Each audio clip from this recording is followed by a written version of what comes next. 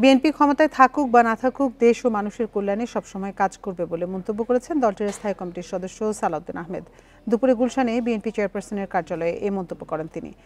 Bundle থাকলে প্রতি সেনমানিতে টাকা বাঁচবে। বিকাশ সেনমানি বান্ডেল কিনে জিতুন প্রতি লেনদেনে।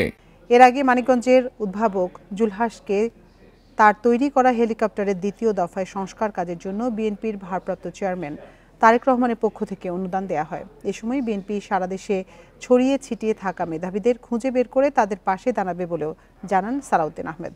পাশাপাশি বিত্তবানদেরও এসব মেধাবীদের পাশে দাঁড়ানোর আহ্বান জানান তিনি। লাইব্রেরি স্থাপনের মাধ্যমে তরুণদের মেধা বিকাশ করার কথাও বলেন বিএনপির নেতা।